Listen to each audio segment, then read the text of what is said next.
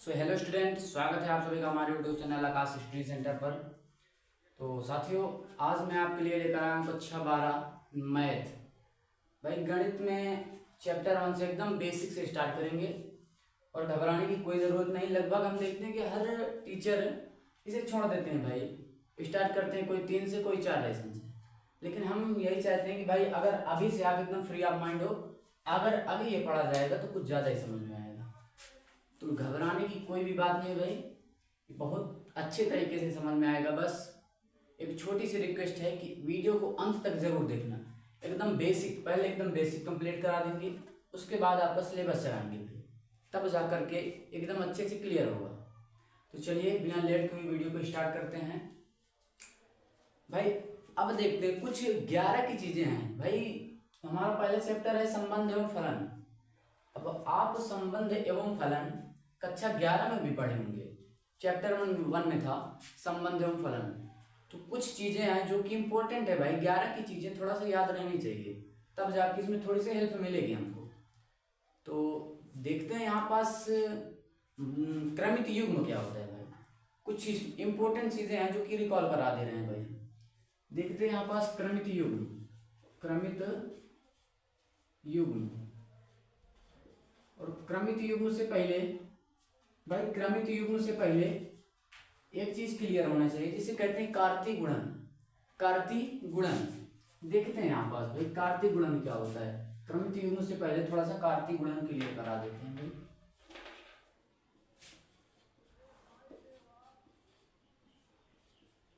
कार्तीय गुणन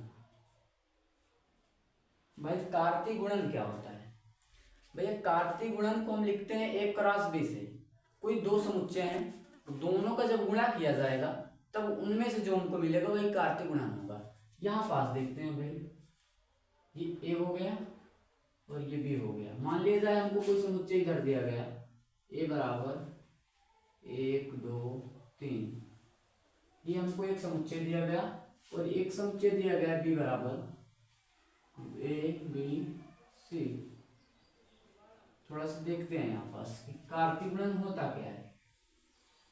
ये आपका हुआ 1 2 3 और बी में देखते हैं बी क्या दिया हुआ है, ए बी सी।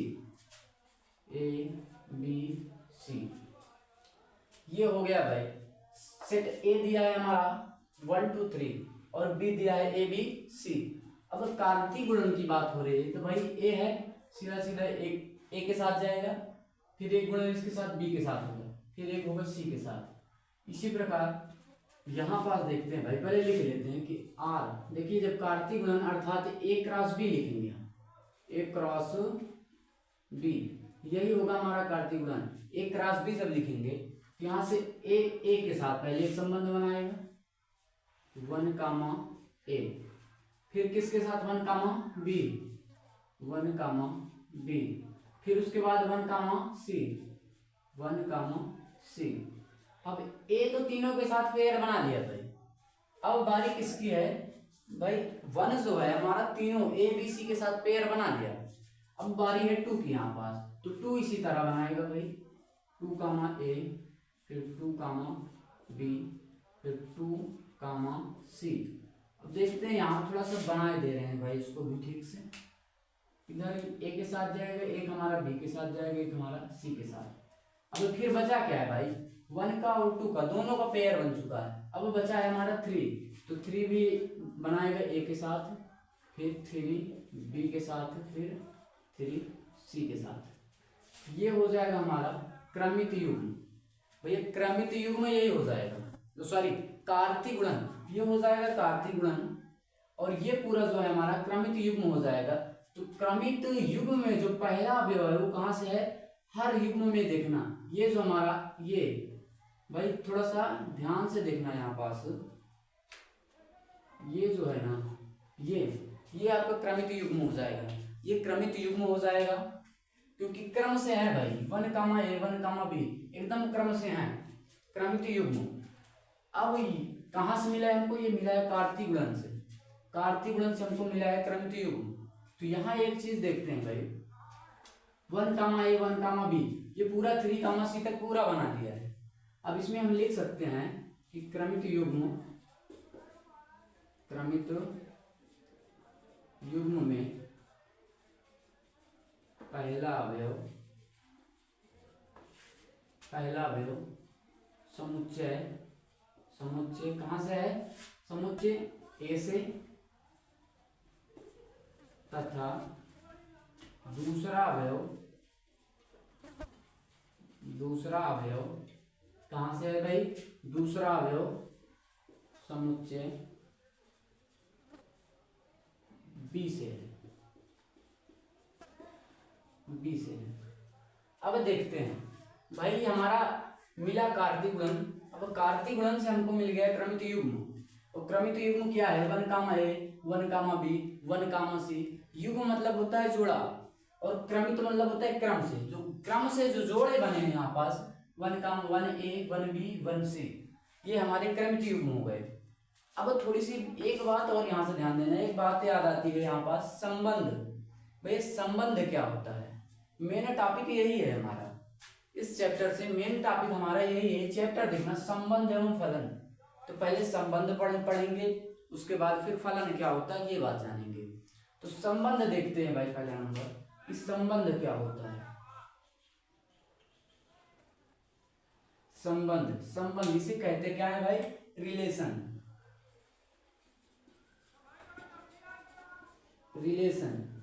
भाई संबंध होता क्या है, देखना कि जो भी हमारा कार्तीय गुणन जो भी मिलेगा, जो भी हमारा कार्तीय गुणन मिला, उसका जो एक सबसेट होता है, सबसेट मतलब बोले तो उपसमुच्चय। भैया जो हमारा संबंध होता है वो कार्तीय गुणन के एक सबसेट होता है।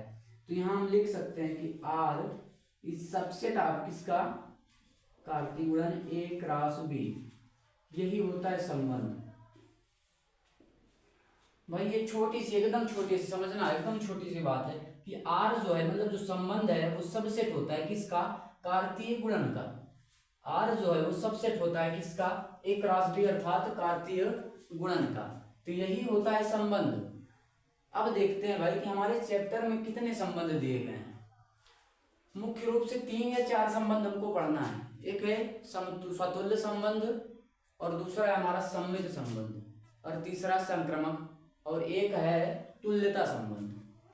अब देखते हैं ये चार संबंध को अगर हम ध्यान से पढ़ लिए तो पूरा चैप्टर एकदम हलवा हो जाएगा भाई, एकदम हलवा हो जाएगा। तो चलिए ठीक है, यहाँ पास थोड़ा सा देखते हैं कि संबंध जान लिए। अब देखते हैं कि स्वतुल्य संबंध क्या होता है। संबंध के प्रकार,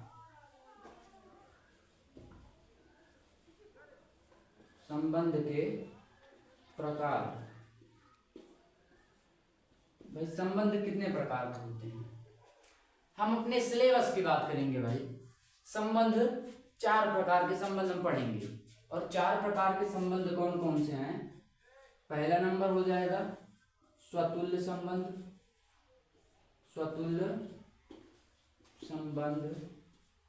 और दूसरा नंबर हो जाएगा सममित संबंध, और तीसरा नंबर हो जाएगा हमारा संक्रामक संबंध, और ये चौथा नंबर हमारा हो जाएगा तुल्यता संबंध।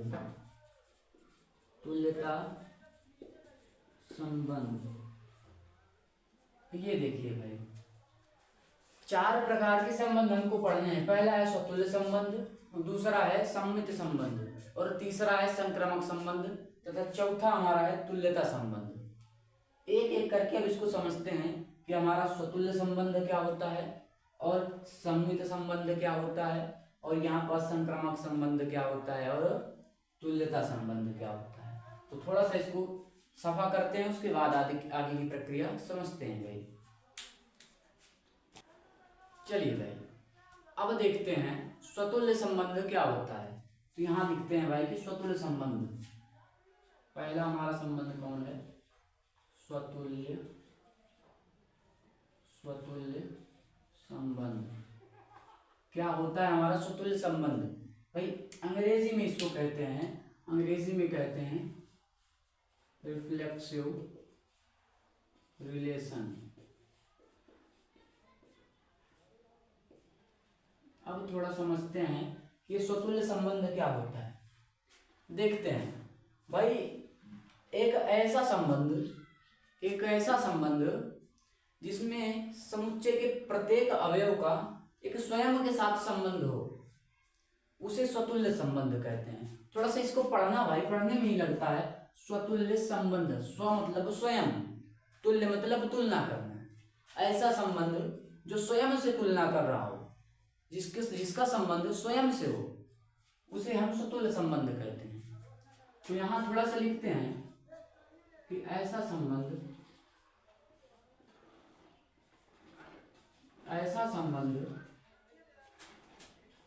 जिसमें समुच्चय के प्रत्येक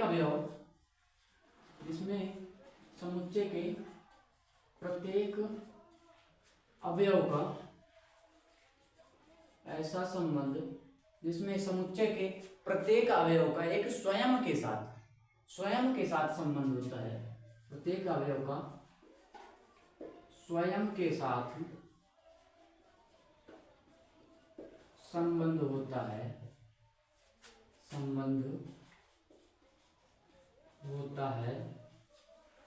उसे स्वतुल्य संबंध कहते हैं।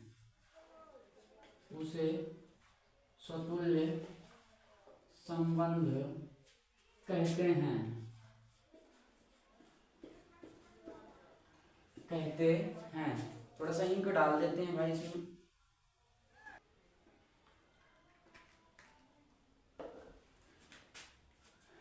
उसे स्वतुल्य संबंध कहते हैं। अब देखते हैं इसका गणितीय रूप में इसकी परिभाषा कैसे हो जाएगी भाई। गणितीय रूप में इसकी परिभाषा लिखेंगे कैसे, ए comma A belong to are, मतलब कोई संबंध है जिसमें कि ए कामा ए खुद से संबंध है भाई। यहाँ पास देखते हैं A comma A belong to R for all A belong to A belongs to A, for all A belongs to A। ये हो जाएगी इसका गणितीय रूप में परिभाषा। अब एक उदाहरण के साथ समझाते हैं भाई, कुछ ज्यादा ही समझ में आएगा। तो यहाँ एक एग्जांपल लेते हैं। मान लिया जाए कोई एक समुच्चय हमको दे दिया गया। थोड़ा सा एक बार ध्यान देना, आप 11वीं में पढ़े होंगे कि वहां पास आपको कम से कम 2 समुच्चय दिया जाता था, लेकिन यहाँ केवल एक समुच्चय मिलेगा आपको और उसी में से संबंध निकालना होगा। तो यहाँ अगर हमको ए बराबर दे दिया गया 1, 2, 3, 1, 2, 3, ये समुच्चय हमको दिया गया। अब कह रहा है चेक कीजिए कि ये कैसा संबंध है, स्वतुल्य संबंध है कि नहीं। तो कैसे निकालेंगे देखते हैं भाई। इसको ए बराबर और एक ले लेंगे बी बराबर। ए बराबर भी हम कितना लेंगे 1, 2, 3 और बी बराबर भी 1, 2, 3 ये ले लिए भाई। अब वैसे ही जैसे कि पहले इसका कार्तीय गुणन जब निकालेंगे तो यहाँ से एक ये हो जाएगा, ये हो जाएगा और ये हो जाएगा।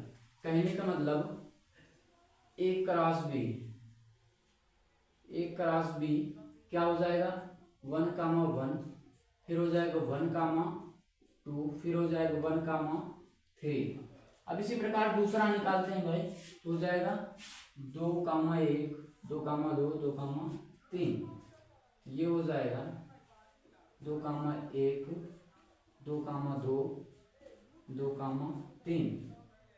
इसी प्रकार 3 का देखेंगे तो 3, 1, 3, 2, 3, 3, तो 3A1 और ये हो जाएगा 3, 2, ये हो जाएगा 3, 3।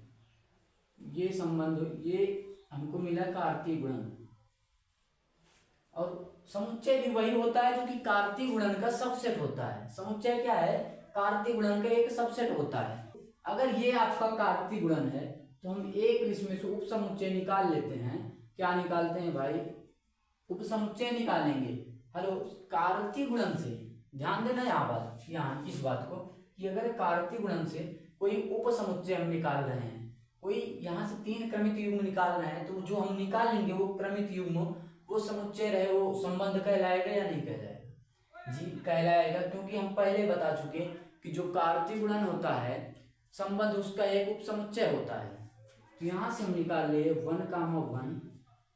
और 1, 2, 2, 2, 3, 3 और 3, 2। इतना अगर ये हम भाई यहाँ से हम ले लिए, ये एक उपसमुच्चय हो गया, और जो उपसमुच्चय कार्तीय गुणन का जो उपसमुच्चय होता है वही संबंध कहलाता है। अब देखेंगे आप कि ये भाई कैसा संबंध है, ये हमको पता करना है कि भाई ये कैसा संबंध है। अब आप बताइए भाई, यहाँ पास एक है, एक का स्वयं के साथ संबंध, एक का एक के साथ संबंध है कि नहीं है। यहाँ देखिए एक का एक के साथ संबंध है, फिर आगे आइए भाई 2 का 2 के साथ संबंध है, फिर आगे आइए 3 का 3 के साथ संबंध है। जी हाँ, अगर ये तीनों संबंध, कहने का मतलब 3 का भी 3 से संबंध है, 2 का भी 2 से संबंध है, और 1 का भी 1 से संबंध है।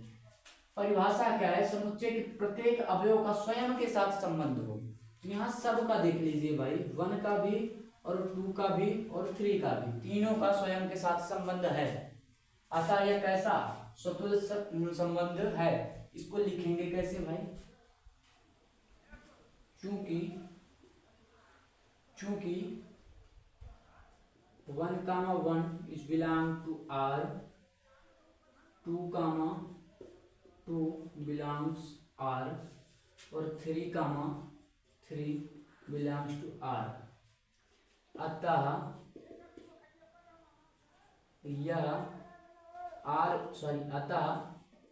R एक स्वतुल्य संबंध है, स्वतुल्य संबंध है। सॉरी भाई, यहाँ लिखेंगे कि स्वतुल्य, R एक स्वतुल्य संबंध है। तो ये रहा आपका भाई स्वतुल्य संबंध। स्वतुल्य संबंध एकदम क्लियर हुआ होगा। अब आगे देखते हैं कि हमारा स्वतुल्य संबंध के बाद कौन सा संबंध है, सम्मित संबंध। भाई सम्मित संबंध जो है, वो सम्मित संबंध क्या होता है, ये चीज देखते हैं। थोड़ा सा इसको क्लियर करते हैं, उसके बाद अब देखते हैं कि आगे हमारा कौन सा संबंध है। भाई अगला नंबर जो है वो है हमारा सम्मित संबंध। क्या है, सम्मित संबंध, सम्मित संबंध, सम्मित संबंध बोले तो इसको अंग्रेजी में बोलते हैं सिमेट्रिक संबंध,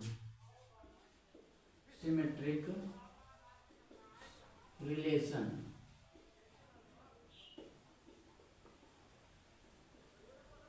देखते हैं भाई कि ये सम्मित संबंध क्या होता है। देखते हैं, यहाँ पास एक गणितीय परिभाषा देखते हैं, कुछ बढ़िया से समझ में आएगा।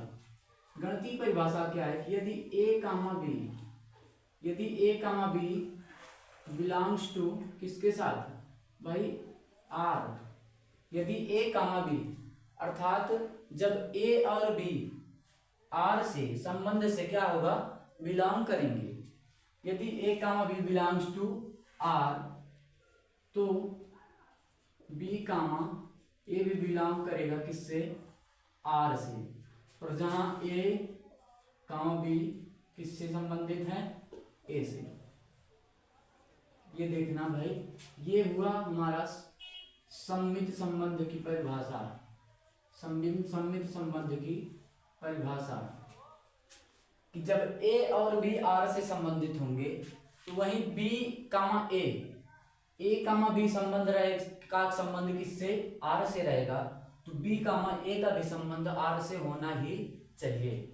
ये होता है सम्मित संबंध की शर्त कि जब a और b, a, b R से संबंधित हैं तो b, a भी संबंधित होना चाहिए किससे, R से। यही होता है सम्मित संबंध की परिभाषा। तो सम्मित संबंध का एक उदाहरण लेकर बताते हैं भाई, बहुत बढ़िया से समझ में आएगा। वही अपना पुराना वाला एग्जांपल लेते हैं भाई। यदि a बराबर दे दिया कितना, 1, 2, 3। अब यहां से हम निकाल लेते हैं भाई, a बराबर समुच्चय a, कोई एक सेट दिया गया। अब उसमें से कह दिया कि संबंध को पता करिए कि ये संबंध कैसा है, सम्मित है या असम्मित है, वो सम्मित है या फिर स्वतुल्य है। तो यहाँ पास पहले इसका क्या निकालते हैं भाई, कार्तीय गुणन। तो a ये हो जाएगा b, 1 2 3 1 2 3। अब यहाँ से ये बन जाएगा भाई, लिख लेते हैं ए और बी। अब ये क्या बन जाएगा 1 कामा 2 सॉरी 1 कामा 1 1 कामा 2 1 कामा 3 सॉरी 1 कामा 1 1 कामा 2 1 कामा 3। अब ये 3 का हो गया भाई। अब यहाँ से देखते हैं किसका 2 कामा 1 2 कामा 2 2 कामा 3। तो ये बन जाएगा यहाँ पास 2 कामा 1 2 कामा 2 2 कामा 3। और तीसरा क्या हो जाएगा 3 कामा 1 3 कामा 2 3 कामा 3। ये जब ऐसे बनेगा तो यहाँ पास हो जाएगा 3 कामा 1 3 कामा 2 3 कामा 3। ये एक कारतीय गुणन हमको मिल गया। अभी इससे एक सबसेट निकाल लेंगे भाई। एक उपसमुच्चय अगर हम निकालें तो जो उपसमुच्चय निकालेंगे वही तो संबंध हो जाएगा। तो यहाँ पास R जो हमारा है एक उपसमुच्चय निकालेंगे तो उपसमुच्चय हमारा R ही कहलाएगा। माना कि हम यहाँ उपसमुच्चय निकाले 1 कामा 2 1 कामा 3 2 कामा 1। तो उसके बाद निकाले 2 कामा 3 3 कामा 1 3 कामा 2। इतना भाई, इतना अगर हम निकाल लिए यहाँ से एक समुच्चय हमको मिला। अब पता करना है भाई, अब पता करना है कि ये क्या है, कैसा है, स्वतुल्य है या सममित है। फिलहाल तो हम यहाँ पढ़ रहे हैं सममित, तो इसको सममित संबंध है कि नहीं ये पता करना है। तो सममित की प्रॉपर्टी क्या है भाई कि a कामा b, यदि a और a कामा b r से संबंधित हैं तो उसका जस्ट विपरीत b कामा a भी r से संबंधित होगा। अब यहाँ पास मैच करते हैं। देखिए भाई 1 कामा 2 मिला, कहीं देखिए 2 कामा 1 भी है, यस मिल गया भाई। 1 कामा 2 मिला तो 2 कामा 1 भी मिल गया, ठीक है। 1 कामा 3 मिला तो कहीं 3 कामा 1 भी है जी। अब यहाँ पास देखिए भाई सब मिल गया, 2 कामा 3 है तो 3 कामा 2 भी है। तो हम कह सकते हैं कि क्या है, एक सममित संबंध है। समझते हैं भाई, इधर लिखेंगे चूंकि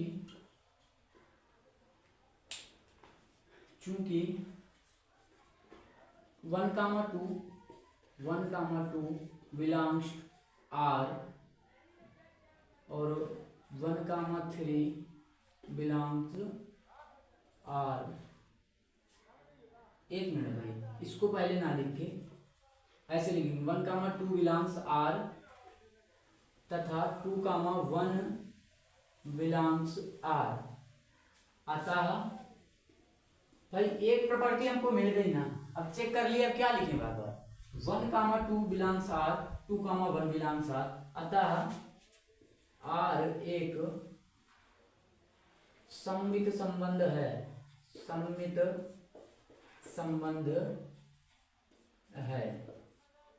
ये हुआ आपका सममित संबंध। उम्मीद करता हूं सममित संबंध भी आपको आ गया होगा।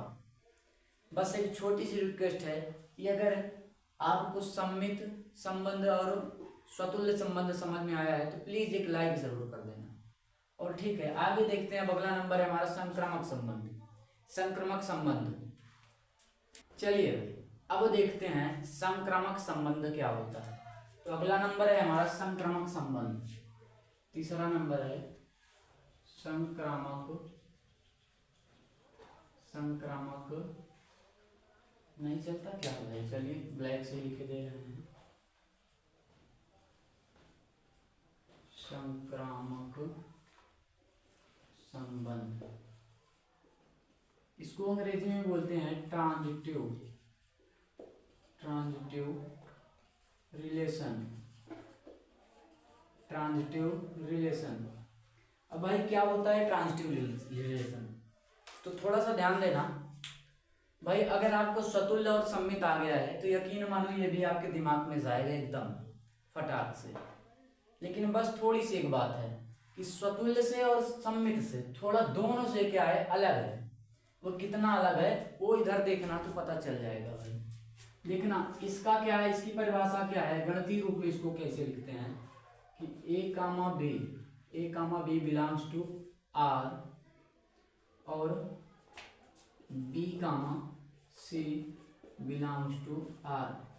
अब यहाँ एक पॉइंट ध्यान देना भाई, अगर A comma B belongs to R, अगर ए कामा बी संबंध अर्थात आर से संबंधित है तब पर भी वो संक्रामक संबंध कहलाएगा। अगर ए कामा बी और बी कामा सी ये है तो फिर देखिए भाई, अगर इतना अकेला हो जाएगा तब पर भी ये संक्रामक संबंध होगा। अगर बी कामा सी आ गया भाई, बी कामा सी भी संबंध में संबंधित है, आपको आर में मिल रहा है, तब ये जान लीजिए कि ए कामा सी का आना बेहद जरूरी है। कह रहा है यदि ए comma B belongs to are, यदि ए कामा बी आर से संबंधित है और बी कामा सी आर से संबंधित है, तब इस शर्त में ए कामा सी का आर में संबंधित होना जरूरी है। अगर ऐसा नहीं है तो ये संक्रामक नहीं होगा। और अगर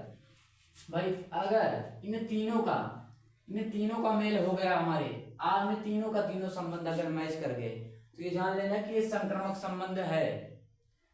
अगर A comma B belongs to R ये मिल गया तो फिर भी क्या है, संक्रामक है, संक्रामक है। अगर यहीं पास A comma B belongs R फिर B comma C belongs R, अगर इतना मिला तो फिर ए कामा सी का भी आर में बिलोंग करना जरूरी है, अन्यथा ये संक्रामक नहीं होगा। ठीक, ये है भाई, ये होगा संक्रामक संबंध हो जाएगा, ये भी संक्रामक हो जाएगा।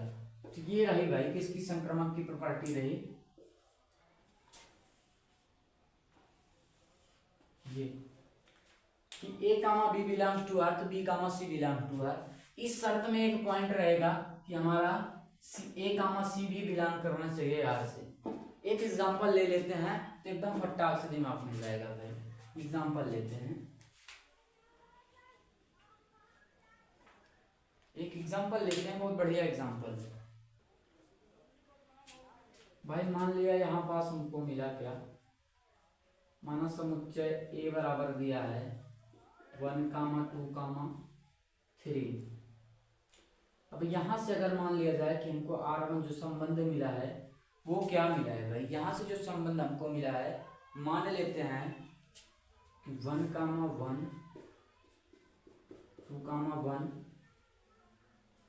3, 2 ये संबंध हमको मिला है। मान लिया जाए हमको ये संबंध मिला है यहाँ पास। अब इसमें चेक करना है कि ये कैसा संबंध है, संक्रामक है या नहीं है। तो भाई देखते हैं, यहाँ हमारा ए हो जाएगा, ये बी हो जाएगा, तो ए कामा बी तो हमको मिल गया। अब बी कामा, यहाँ से देखना ए कामा बी तो हमको मिल गया, आर में संबंध है, ठीक है भाई। लेकिन बी कामा सी जो है, जो बी कामा सी है वो भी आर में मिलना चाहिए। तो बी, ये बी हो जाएगा, सॉरी इसको 2 कर देते हैं तब बन जाएगा भाई 1, 2। तो ए कामा बी मिला और बी कामा सी मिला।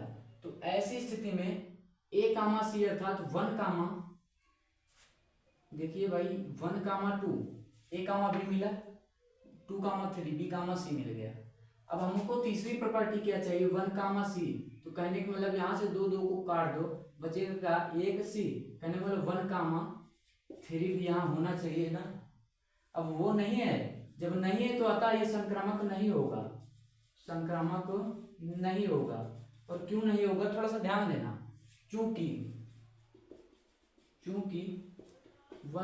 2 बिलोंग्स आर और 2, 3 बिलोंग्स आर, बट क्या है, but 1, 3 does not belongs to R.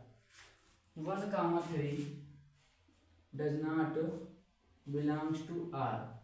तो ये इसलिए क्या हो जाएगा, ये संबंध भाई संक्रामक नहीं होगा। अतः भाई मार्कर चल नहीं रहा है, अतः संबंध संक्रामक नहीं है, नहीं है। क्यों नहीं है, थोड़ा सा देखना भाई।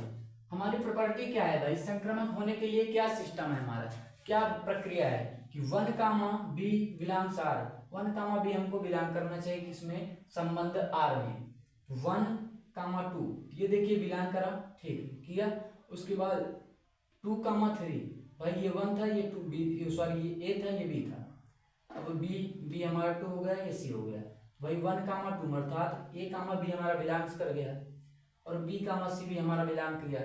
लेकिन यहाँ 3 कामा 2 की जगह अगर 1 कामा 3 होता तब तो ये हमारा संक्रमक हो जाता, अन्यथा ये संक्रमक नहीं है। तो ये तीनों हो गए हमारे क्या, स्वतुल्य, सम्मित और संक्रमक। तीनों का एक एग्जाम्पल भी बता दे।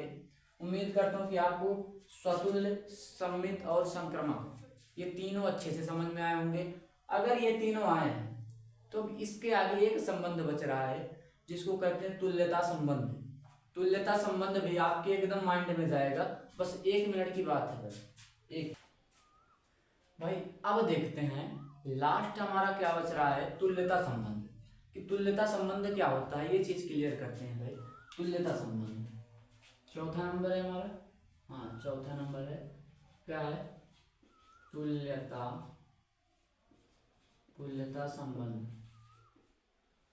तुल्यता संबंध क्या होता है भाई, देखना ऐसा संबंध, भाई ऐसा संबंध जिसमें स्वतुल्य संबंध, सम्मित संबंध और संक्रमक तीनों संबंध आ जाते हैं, वही होता है तुल्यता संबंध। 1 मिनट यहाँ पास लिखते हैं, देखना भाई कि पहला प्रॉपर्टी उसकी क्या है भाई कि A comma A, 1 comma 1 sorry A comma A belongs to R.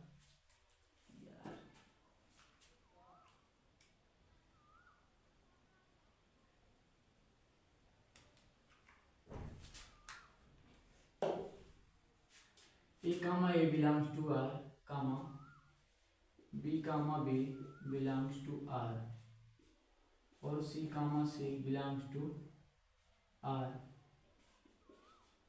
तो ये क्या हो जाएगा भाई, ये हमारा किसके लिए है, ये है स्वतुल्य के लिए, स्वतुल्य, स्वतुल्य के लिए है। अब यहीं पास अगर देखें सम्मित के लिए, सम्मित के लिए क्या है भाई कि A comma B, A comma B belongs to R और वहीं क्या होगा B comma A belongs to R. तो ये प्रॉपर्टी किसके लिए भाई, सम्मित के लिए। और संक्रामक के लिए क्या हो जाएगा भाई, संक्रामक, संक्रामक के लिए क्या हो जाएगा कि जहां A comma B, A comma B belongs to R और B comma C belongs to R, ऐसी स्थिति में 1 सॉरी ए कामा सी ये भी जरूरी है भाई। अगर A comma B belongs to R और B comma C belongs to R ये दोनों मिल रहे हैं तो ए कामा सी का मिलना भी आवश्यक है। तो ए कामा सी बिलोंग्स टू आर। जब ऐसी कहीं प्रॉपर्टी दिखाई दे अर्थात जिस प्रश्न में इन तीनों संबंध आपको दिख रहे हो, ये तीनों का तीनों संबंध आपको मिल रहे हो, तो जान लेना कि वहां पास क्या है भाई, तुल्यता संबंध, तुल्यता संबंध। भाई ये रहा आपका पूरा क्लास 12th के रिलेशन एंड फंक्शन, संबंध एवं फलन का जो भी बेसिक था आज एकदम क्लियर हुआ।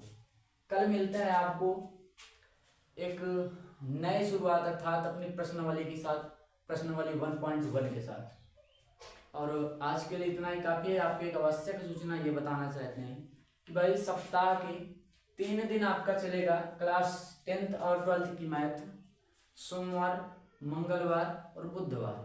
ये आपका क्लास 12th की केमिस्ट्री और विज्ञान चलेगी, जबकि बृहस्पतिवार और शुक्रवार तथा शनिवार इन तीनों दिन आपकी क्लास 10th और 12th की मैथ चलेगी। आपको डेली शाम तक ये वीडियो मिल जाया करेंगी। तो बस आज के लिए इतना ही काफ़ी है। आज की क्लास कैसी लगी एक छोटा सा प्यारा सा कमेंट करके ज़रूर बताना। Okay bye bye, love you, take care.